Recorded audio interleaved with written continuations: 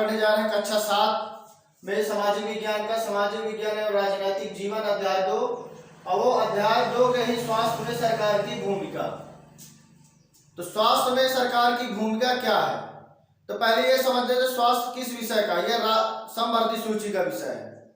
मतलब केंद्र सरकार भी इस पर कानून बना सकती है और राज्य सरकार भी कानून बना सकती है।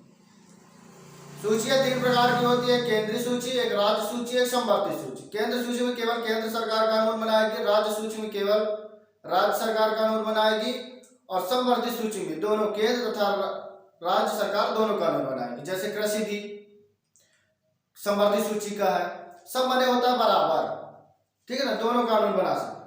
आता स्वास्थ्य बोला स्वास्थ्य में सरकार की भूमिका, तो लोकतंत्र में लोगों के, अच्छा लोकतंत्र क्या होता है पहले से, लोकतंत्र लोक माने जनता, तंत्र माने शासन, जनता का शासन, जनता का जनता द्वारा जनता प्रशासन क्या कहलाता है, लोकतंत्र कहलाता है।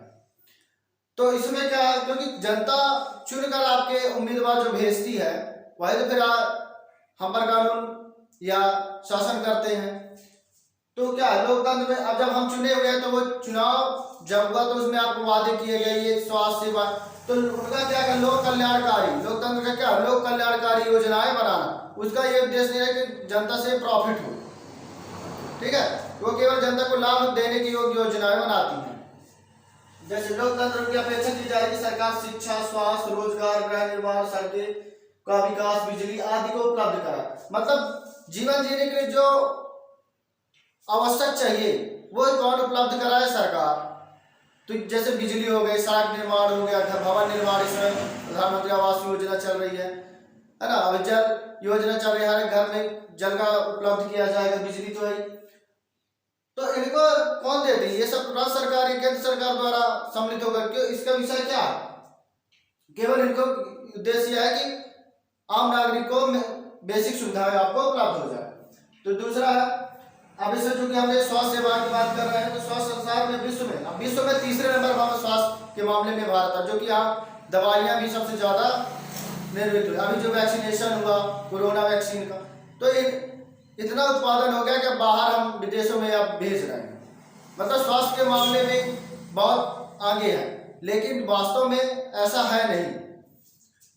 तो देखिए पहले कितने थे, 1950 से पहले अपने अस्पताल 2717 थे, फिर 1991 में आपके 11,174 और 2017 में ले 23,583। अब 5 लाख, अब देखिए अस्पताल तो बढ़ गए, डॉक्टर भी बढ़ गए, लेकिन 5 लाख टीबी स्वतंत्रता से प्राप्त के अब अभी तक कोई परिवर्तन नहीं हुआ, जो का त्यों अभी तक वो बना हुआ है। मलेरिया से 20 लाख के मामले अभी भी रिपोर्ट दर्ज किए जा रहे हैं। तो कहने का मतलब ये है स्वास्थ्य सुविधा होते कि इनका बराबर तरीके से उपयोग नहीं हो पा रहा। चिकित्सा पर्यटन क्या होता है, चिकित्सा पर्यटन वो होते हैं जो विदेश से नागरिक आते हैं हमारे अपने देश में स्वास्थ्य सुविधा, क्यों आते हैं वहां से, इसलिए आते हैं कि यहाँ की स्वास्थ्य सुविधाएं सस्ती हैं। ये होते हैं चिकित्सा पर्यटन। पर्यटन मतलब घूमने आना, तो मतलब चिकित्सा मतलब स्वास्थ्य, बीमार होंगे तब यहाँ पर आए होंगे, तो यहाँ उनको कम दाम पर दवाइयाँ उपलब्ध हो जाती है। फिर आगे OPD, out patient department, generic. अच्छा, तो आउट पेशेंट डिपार्टमेंट कुछ भी है चिकित्सा कराने जाओ तो आप ओटीपी में पहले भर्ती होना पड़ेगा इमरजेंसी के लिए। और जेनरिक दवाई होती है जो विश्व स्तर पर मान्य होती है, उन्हें क्या बोलते हैं, जेनरिक दवाएं। जैसे आपकी है एसिटालियाइन, सैलिसिलियन एसिड, एस्पिरिन। चिकित्सा पर्यटन हम सबको पीने के, अच्छा स्वास्थ्य पानी, स्वास्थ्य से भी स्वच्छ पानी अगर जो ना मिले तो हमें 20% संक्रमणीय रोग होते हैं, संचारणीय रोग। क्या होता है, 21% जल रहित, मतलब जो 21% है बीमारियां किसके द्वारा होती, जल द्वारा हो रही है, मतलब हमको स्वास्थ्य स्वच्छ जल प्राप्त नहीं हो पा रहा। भारत विश्व में दवा निर्माता का तीसरा उत्पादन, देखिए तीसरा है विश्व में, इसीलिए यहाँ पर दवाइयाँ जो है थोड़ी सस्ती मिल जाती है। और जो कि अफ्रीका में यहाँ से अपने देश तो बहुत सारी दवाइयाँ जाती है, अफ्रीका का को पूरे विश्व में भी जाती हैं। तो और इसमें कौन कौन से आपके सेवाएं, दवा खाने, अस्पताल, सार्वजनिक सेवाओं को चलाने का अनुभव।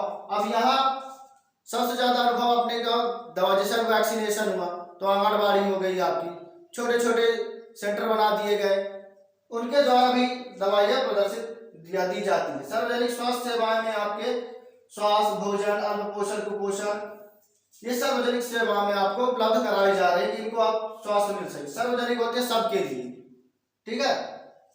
अब आती है श्रृंखला, शहरी तथा ग्रामीण दोनों सार्वजनिक में जाकर अपना इलाज करवा सकते, सरकारी अस्पताल जिसे आप बोलते हो, ग्रामीण एवं निजी स्वास्थ्य। अच्छा, सार्वजनिक में थोड़ा पैसा कम लगेगा लेकिन सुविधाएं थोड़ी कम मिलेंगी और आपको भटकाव, बहुत प्रकार के टेस्ट, इसमें लाइन कतारों पर लगाना पड़ सकता है, बहुत समय लगता है। लेकिन निजी में क्या रहता है कि आपको कतार पर नहीं लगना पड़ता, थोड़ा पैसा ज्यादा लगेगा, सुविधाएं रहेंगी, भटकाव नहीं रहेगा, वही सब सुविधाएं जल्दी होगी।